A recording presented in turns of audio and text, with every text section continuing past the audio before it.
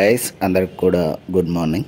ఇవాళ వీడియోలో ఏంటంటే యూనియన్ పబ్లిక్ సర్వీస్ కమిషన్ నుంచి అయితే జాబ్ నోటిఫికేషన్స్ అయితే రిలీజ్ అయ్యాయి. దీని గురించి అయితే మొత్తం ఫుల్ వీడియో అయితే చూద్దాము. వీడియోని అయితే లాస్ట్ వరకు అయితే చూడండి. సో జాబ్ నోటిఫికేషన్ రిలీజ్ అయింది వచ్చేసరికి యూపీఎస్సీ నుండి. సో వేకెన్సీ డీటెయిల్స్ అయితే చూద్దాము. ఫస్ట్ వచ్చేసరికి post of scientist B electrical అండి. సో ఇది రిజర్వేషన్ పొజిషన్ వచ్చేసరికి ఓబీసీ కింద ఒక పోస్ట్ అయితే ఉంది. సో ఫిజికల్లీ హ్యాండిక్యాప్ డీటెయిల్స్ అయితే ఇవ్వడం జరిగింది. ఇది వచ్చేసరికి పే స్కేల్ విషయానికి వచ్చేసరికి లెవెల్ 10 కిందకైతే తీసుకుంటున్నారు. యాజ్ పర్ 7th CPC కింద అయితే మనకైతే శాలరీ అనేది ఇవ్వడం అయితే జరుగుతుంది. అండ్ ఏజ్ లిమిట్ విషయానికి వచ్చేసరికి 38 years లోపు అయితే ఉండాలి. అది కూడా ఓబీసీ వాళ్ళకండి, ఎందుకంటే ఇక్కడ మనకు పోస్ట్ ఉన్నది వచ్చి ఓబీసీ క్యాండిడేట్స్ కాబట్టి. నెక్స్ట్ ఎడ్యుకేషనల్ క్వాలిఫికేషన్ వచ్చేసరికి మాస్టర్స్ డిగ్రీ ఇన్ ఫిజిక్స్ అయితే చదివి ఉండాలి రికగ్నైజ్డ్ యూనివర్సిటీలో అయితే. అండ్ ఇంకోటి ఏంటంటే 1 year ప్రాక్టికల్ ఎక్స్పీరియన్స్ అయితే ఉండాలి టెస్టింగ్ మీద, calibration and evaluation of electrical stores, materials, measuring instruments మీద అయితే, and recognised laboratory or institute మీద అయితే మనకైతే 1 year ఎక్స్పీరియన్స్ అయితే ఉండాలని అయితే చెప్తున్నారు. నెక్స్ట్ వచ్చేసరికి ఇంకో ఎక్స్పీరియన్స్ ఉండాలి. Bachelor of engineering are bachelor of technology in electrical engineering, electrical and electronic engineering, electronics and telecommunication engineering అయితే చదివి ఉండాలని అయితే చెప్తున్నారు. దీనికి ఏంటంటే 2 years ప్రాక్టికల్ ఎక్స్పీరియన్స్ అయితే ఉండాలని చెప్తున్నారు. ఇది కూడా సేమ్ అండి, testing, calibration and evaluation of electrical stores, material and measuring instruments మీద అయితే మనకైతే 2 years ఎక్స్పీరియన్స్ ఉండాలని అయితే చెప్తున్నారు. నెక్స్ట్ వచ్చేసరికి అంటే ఇది జాబ్ విషయానికి డ్యూటీస్ వచ్చేసరికి ఇది సైంటిస్ట్ బి ఎలక్ట్రికల్ మీద అయితే మనకైతే జాబ్ సంబంధించి ఇవ్వడం అయితే జరిగింది. దీనికి సంబంధించి హెడ్ క్వార్టర్స్ వచ్చేసి కోల్కతాలో ఉంది. సో మనము జాబ్ సెలెక్ట్ అయితే మనం ఏంటంటే ఎనీవేర్ ఇన్ ఇండియాలో అయితే వర్క్ చేయాల్సి అయితే ఉంటుంది. నెక్స్ట్ సెకండ్ పోస్ట్ వచ్చేసరికి 3 vacancies అయితే ఉన్నాయి. Post of scientist officer electrical అని అయితే ఇవ్వడం జరిగింది. సో అందులో రిజర్వేషన్ వైజ్ పొజిషన్ వస్తే రిజర్వేషన్ వైజ్ చూసుకుంటే ఓసీ క్యాండిడేట్స్కి అయితే 2 jobs ఉన్నాయి. ఎస్సీ క్యాండిడేట్స్కి అయితే ఒక పోస్ట్ అయితే ఉంది.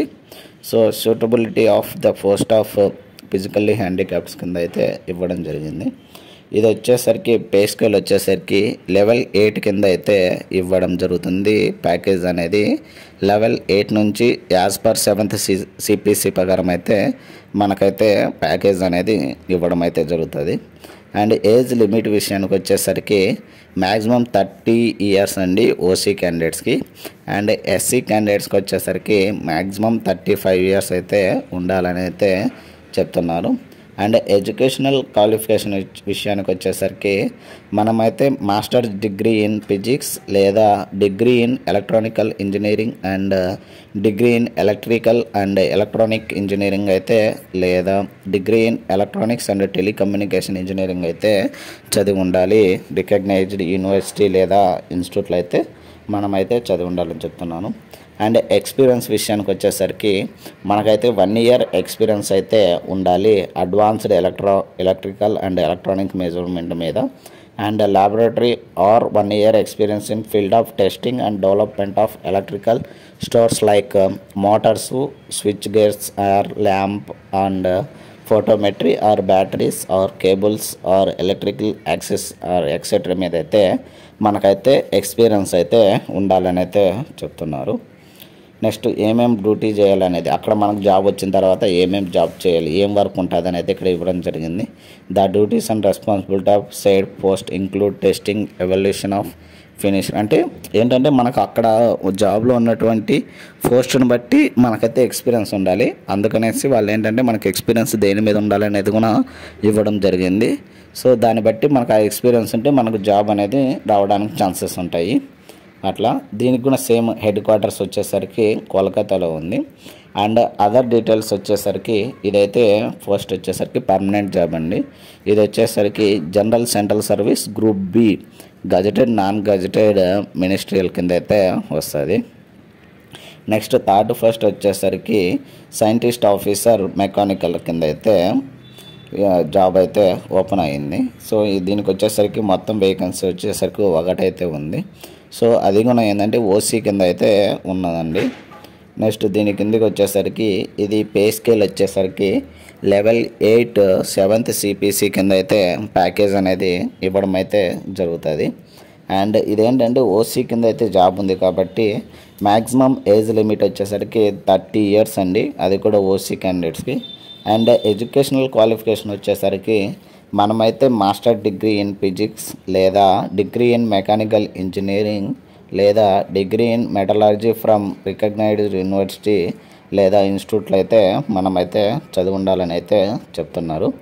నెక్స్ట్ ఎక్స్పీరియన్స్ విషయానికి వచ్చేసరికి 1 year experience in mechanical testing మీద అయితే ఉండాలి. Mechanical testing laboratory or 1 year experience అయితే ఉండాలి. Research development in allied field మీద అయితే మనకైతే 1 year ఎక్స్పీరియన్స్ అని అయితే ఉండాలి. సో మనకు అక్కడ ఏం జాబ్ చేయాలనేది కూడా ఇక్కడ ఇవ్వడం జరిగింది. The duties and responsibility of the said post include testing and evaluation of concern laboratory sample and scientific officer will work in connection with the development of testing method for these material అని అయితే ఇవ్వడం జరిగింది. So ఇది కూడా ఏంటంటే permanent job అండి. Next దీనికి సంబంధించి హెడ్ క్వార్టర్స్ వచ్చేసరికి సేమ్ కోల్కతా. సో మనకేంటంటే వర్క్ చేయడానికి ఎనీవేర్ ఇండియా అయితే వర్క్ చేయాల్సి అయితే ఉంటుంది. సో కొన్ని అదర్ కండిషన్స్ ఇవ్వడం జరిగింది. Monetary induction training 2 or 4 weeks as per divided and sponsored by national test house in the field of duties. అంటే మనకేంటంటే మనకు 4 weeks అయితే మనకు ట్రైనింగ్ ఇవ్వడం అయితే జరుగుతుంది అన్నట్లు చెప్తున్నారు. నెక్స్ట్ వచ్చేసరికి పోస్ట్ ఆఫ్ ప్రొఫెసర్ అండి, షుగర్ టెక్నాలజీ కింద. మొత్తం ఇవి వచ్చేసరికి ఒక వేకెన్సీ అయితే ఉంది. సో అది కూడా ఏంటంటే ఓసీ వారికి అయితే ఉంది ఈ వేకెన్సీ అనేది. అండ్ పే స్కేల్ విషయానికి వచ్చేసరికి ఇది లెవెల్ 13 కింద వచ్చి 7th CPC కింద అయితే ప్యాకేజ్ అనేది ఇవ్వడం అయితే జరుగుతుంది. అండ్ ఏజ్ లిమిట్ వచ్చేసరికి మ్యాక్సిమం 50 years అయితే ఉండాలి, అది కూడా ఓసీ వాళ్ళకండి. అండ్ ఎసెన్షియల్ క్వాలిఫికేషన్ విషయానికి వచ్చేసరికి degree in science or engineering అయితే చదివి ఉండాలి రికగ్నైజ్డ్ యూనివర్సిటీ లేదా ఇన్స్టిట్యూట్లో అయితే. సో దీనికి వచ్చేసరికి associate in sugar technology from recognised university అయితే చదివి ఉండాలి, లేదా post graduate diploma in sugar టెక్నాలజీలో అయితే చదివి ఆ ఇన్స్టిట్యూట్ అలాంటి యూనివర్సిటీ లేదా ఇన్స్టిట్యూట్లో అయితే చదివి ఉండాలని అయితే చెప్తున్నారు. అండ్ ఎక్స్పీరియన్స్ విషయానికి వచ్చేసరికి 12 years ఎక్స్పీరియన్స్ అయితే ఉండాలి. Teaching or research or advisory experience అయితే ఉండాలి in the field of sugar technology మీద అయితే, లేదా 12 years practical experience or working in sugar factory in real capacity కింద అయితే మనకైతే ఎక్స్పీరియన్స్ ఉండాలని అయితే చెప్తున్నారు. సో దాని ప్రకారం మనకైతే తీర్చుకోవడం అయితే జరుగుతుంది. సో మనకు అక్కడ డ్యూటీ ఏముంటుందంటే teaching and research or advisory కింద అయితే ఉంటుంది. సో అదర్ డీటెయిల్స్ వచ్చేసరికి ఇదైతే పర్మనెంట్ జాబు వచ్చేసరికి గ్రూప్ ఏ గజెటెడ్ కింద అయితే తీసుకోవడం జరుగుతుంది. హెడ్ క్వార్టర్స్ వచ్చేసరికి కాన్పూర్ అండి, యూపీలో ఉంటుంది. సో మనకు జాబ్ విషయానికి వచ్చేసరికి ఎనీవేర్ ఇండియాలో అయితే తీసుకోవడం జరుగుతుంది. నెక్స్ట్ వేకెన్సీ వచ్చేసరికి post of lecturer in sugar engineer అండి. మొత్తం వేకెన్సీ వచ్చేసరికి ఒకటైతే వేకెన్సీ ఉంది, అది కూడా ఓసీ క్యాండిడేట్స్కి అయితే ఉన్నది.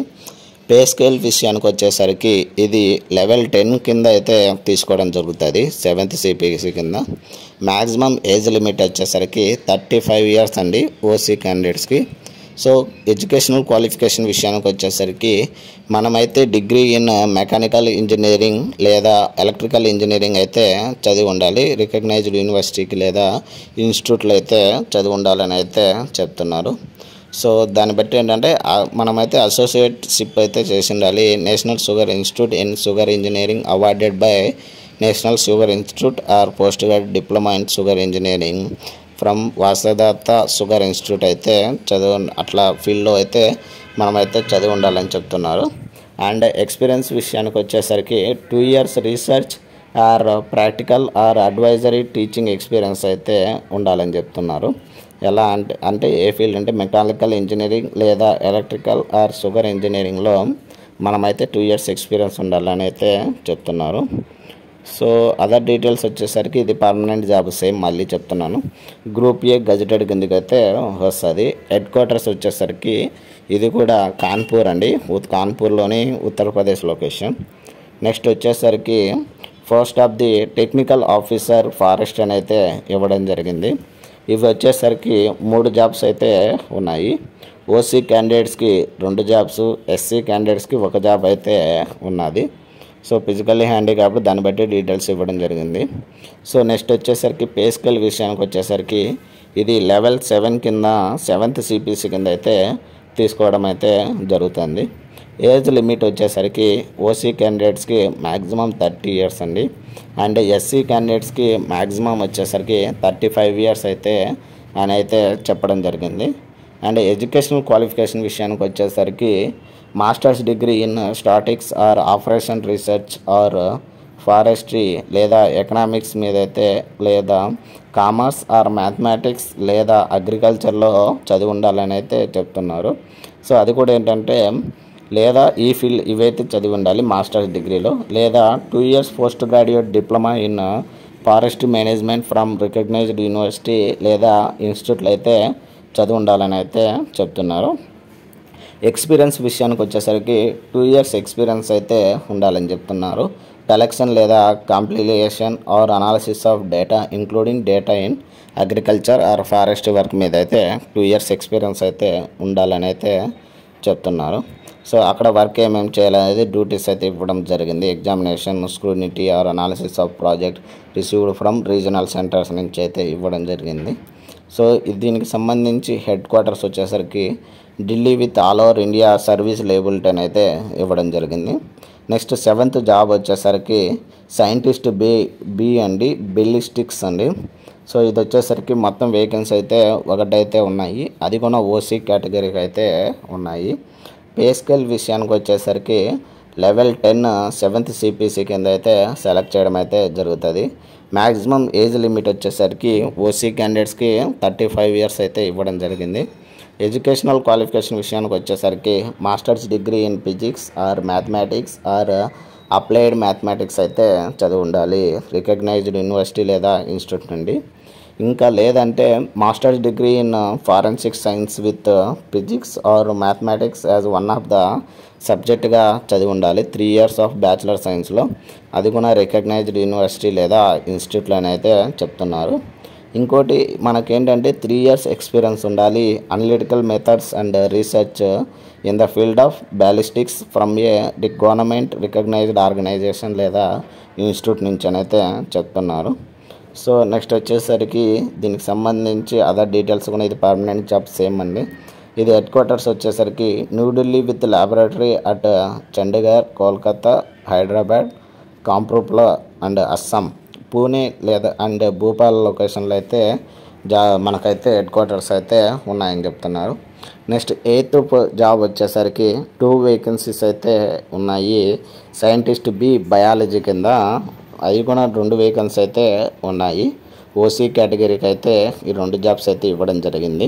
పే స్కేల్ విషయానికి వచ్చేసరికి లెవెల్ 10 7th CPC కింద అయితే తీసుకోవడం అయితే జరుగుతుంది. ఏజ్ లిమిట్ వచ్చేసరికి 35 years అండి ఓసీ క్యాండిడేట్స్కి.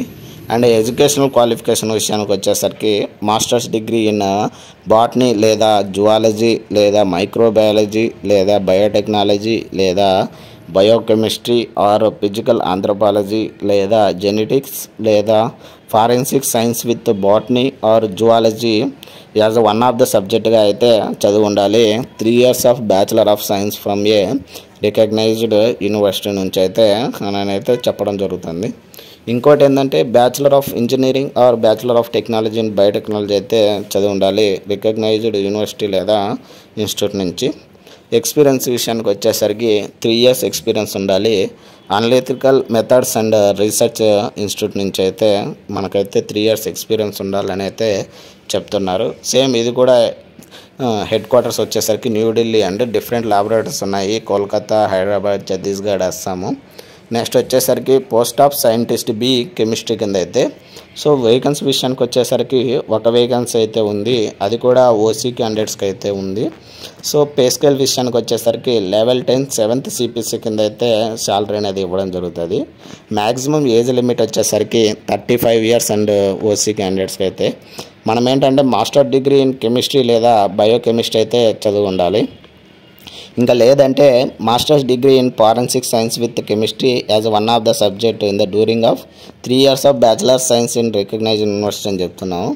సో మనకేంటంటే 3 years ఎక్స్పీరియన్స్ ఉండాలి analytical method and research institute మీద అయితే in the field of chemistry అయితే అయితే ఇవ్వడం జరిగింది. సో హెడ్ క్వార్టర్స్ సేమ్ అండి, ఇది కూడా న్యూఢిల్లీ విత్ ల్యాబొరేటరీ వచ్చేసరికి చండీగఢ్, కోల్కతా, హైదరాబాద్, అస్సాం, పూణే, భోపాల్ అండి. సో ఏంటంటే కొంచెం ఫాస్ట్గా చెప్పేస్తున్నా, వీడియో లెంత్ ఎక్కువ అవుతుందని చెప్పేసి కొంచెం ఫాస్ట్గా చెప్తున్నా. వేకెన్సీ డీటెయిల్స్ మాత్రమే చెప్తాను. Post of scientist B documents వచ్చేసరికి వేకెన్సీ అయితే ఒకటి ఉంది, అది కూడా ఎస్టీ క్యాండిడేట్స్కి ఉంది. సో ఇది వచ్చేసరికి లెవెల్ 10 7th సిపిసి కింద సెలెక్ట్ చేయడం అయితే జరుగుతుంది. ఎడ్యుకేషనల్ క్వాలిఫికేషన్ వచ్చేసరికి masters degree in chemistry or physics from the recognised university లేదా ఇన్స్టిట్యూట్లో అయితే చదివి ఉండాలి.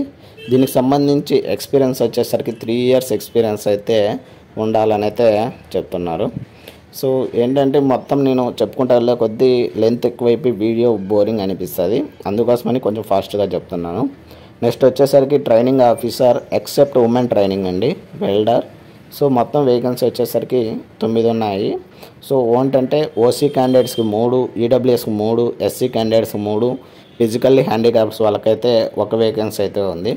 ఇదేంటంటే లెవెల్ 7th కింద 7th సిపిసి కింద అయితే సెలెక్ట్ చేయడం అయితే జరుగుతుంది. ఓసీ ఈడబ్ల్యూఎస్ వాళ్ళకి మ్యాక్సిమం ఏజ్ లిమిట్ వచ్చేసరికి 30 years, SC candidates 35, physically handicapped వచ్చేసరికి 40 years అండి. సో ఎడ్యుకేషన్ క్వాలిఫికేషన్ అయితే ఒకసారి మీరే చెక్ చేసుకోండి దాన్ని బట్టి, ఎందుకంటే నేను లెంత్ ఎక్కువ అయిపోతుంది. ఇవి నెక్స్ట్ వచ్చేసరికి 16 jobs అయితే ఉన్నాయి. Senior veterinary officer in director of animal husbandry veterinary service అని అయితే ఇవ్వడం జరిగింది. ఓసీ క్యాండిడేట్స్కి 6 jobs ఉన్నాయి, ఈడబ్ల్యూఎస్కి 4, ఓబీసీ 3, ఎస్సీకి 2, ఎస్టీకి 1 job, ఫిజికల్లీ హ్యాండిక్యాప్డ్ వాళ్ళకైతే 1 job అయితే ఉన్నది. ఇదైతే లెవెల్ 10th అయితే ఇవ్వడం జరుగుతుంది ప్యాకేజ్ అనేది యాజ్ పర్ 7th సిపిసి ప్రకారం అయితే. సో ఎడ్యుకేషనల్ క్వాలిఫికేషన్ అయితే recognised veterinary qualification including the first schedule or second schedule as the Indian veterinary council act 1984 ప్రకారం అయితే. సో మనల్ని అయితే దాన్ని చదివి మనమైతే సెలెక్ట్ చేయడం అయితే జరుగుతుంది. దీని హెడ్ క్వార్టర్స్ వచ్చేసరికి అండమాన్ నికోబార్ అండ్ అడ్మినిస్ట్రేషన్ కింద అయితే ఇవ్వడం జరుగుతుంది. నెక్స్ట్ ఇంపార్టెంట్ డేట్స్ విషయానికి వచ్చేసరికి ఆన్లైన్ అప్లికేషన్ స్టార్టింగ్ డేట్ వచ్చేసరికి 26వ తేదీ ఏప్రిల్ స్టార్ట్ అయ్యి 15వ తేదీ మే నైట్ 11:59కి అయితే మనకు అప్లై చేసుకోవడానికి టైం అయితే ఎండ్ అయితే అవుతుంది. So the last date of printing completely submitting online application వచ్చేసరికి 16వ తేదీ మే 2025 నాటికైతే ఎండ్ అయితే అవుతుంది. నెక్స్ట్ దీని గురించి అప్లికేషన్ ఫీజు అయితే దాని గురించి అయితే చూద్దాము, ఎందుకంటే మొత్తం ఆల్రెడీ వీడియో లెంత్ అయితే ఎక్కువ అయిపోయింది. సో దానివల్ల ఏంటంటే కొన్ని మెయిన్ పాయింట్స్ ఉంటాయి కదా, ఏవేవి ఇంపార్టెంట్ అయితే అవైతే చూద్దాము. అప్లికేషన్ ఫీజు విషయానికి వచ్చేసరికి ఎవరైతే ఎస్సీ ఎస్టీ ఫిజికల్లీ హ్యాండిక్యాప్డ్ లేదా ఉమెన్స్ ఉంటారో వాళ్ళకైతే ఎటువంటి అప్లికేషన్ ఫీజు అనేది అయితే లేదండి, వాళ్ళైతే ఫ్రీగా అప్లై చేసుకోవచ్చు. అండ్ ఎవరైతే except female SC ST personal with bench mark disabilities ఉంటారో వీళ్ళు కాకుండా వేరే వాళ్ళకైతే అప్లికేషన్ ఫీజు వచ్చేసరికి 25 రూపాయలు అయితే పే చేయాల్సి అయితే ఉంటుంది. అది కూడా ఆన్లైన్ త్రూ అయితే మనమైతే పే చేయాల్సింది అయితే ఉంటుంది. ఇంకోటి ఏంటంటే ఒకసారి మనం పే చేసిన తర్వాత ఆ పే చేసినటువంటి అమౌంట్ అయితే మనకైతే రిటర్న్ అయితే రాదు. సో అప్లికేషన్ ఫీజు వచ్చేసరికి 25 రూపీస్ అండి. ఇంకా మీరు ఒకవేళ బయట అవుట్ సైడ్ మీరు అప్లై చేయించుకుంటే అప్పుడు ఏంటంటే దానికి తగ్గట్టు మీకు ఛార్జెస్ అయితే చేయడం అయితే జరుగుతుంది. సో మనం ఏంటంటే అప్లై చేసేటప్పుడు ఫొటోస్ అప్లోడ్ చేయాల్సి ఉంటుంది, ఆ నుంచి మన సిగ్నేచర్ అప్లోడ్ చేయాల్సి అయితే ఉంటుంది. సో ఏదైనా డాక్యుమెంట్స్ అప్లోడ్ చేస్తుంటే అది వచ్చేసరికి 2 MB లోపు అయితే ఉండాలి. 10th class certificates, inter certificate, ఏదైనా ఎక్స్పీరియన్స్ ఉండాలన్నారు కదా, సో ఆ ఎక్స్పీరియన్స్ సర్టిఫికేట్స్ కానీ కొన్ని ఏదైనా డాక్యుమెంట్స్ కానీ సబ్మిట్ చేసేటప్పుడు అది ఎంత ఎంబీ లోపు ఉండాలి ఏంటి అనేది అయితే చెక్ చేసుకొని దాన్ని బట్టి అప్లై అయితే చేయండి. సో ఎక్స్పీరియన్స్ ప్రతి ఒక్క అంటే ఏంటంటే ప్రతి ఒక్క ఫీల్డ్కి ఎక్స్పీరియన్స్ అయితే అడిగారు కదా, సో మీరు ఏంటంటే ఆ ఫీల్డ్లో ఎక్స్పీరియన్స్ అనేది ఖచ్చితంగా ఉండాలి, అదైతే చూసుకోండి. లాస్ట్ డేట్ విషయానికి వచ్చేసరికి May 15th అనేది అయితే లాస్ట్ డేటు. సో ఎవరైనా కానీ ఇంకా అప్లై చేయకపోతే అప్లై చేసుకోండి గైస్. సో ఇది యూపీఎస్సికి సంబంధించి ఫుల్ వీడియో. ఇలాంటి మరిన్ని వీడియోస్ అండ్ మరిన్ని అప్డేట్స్ కోసం please like, share and subscribe చేసుకోవడం అయితే మర్చిపోద్దండి గైస్. Thank you.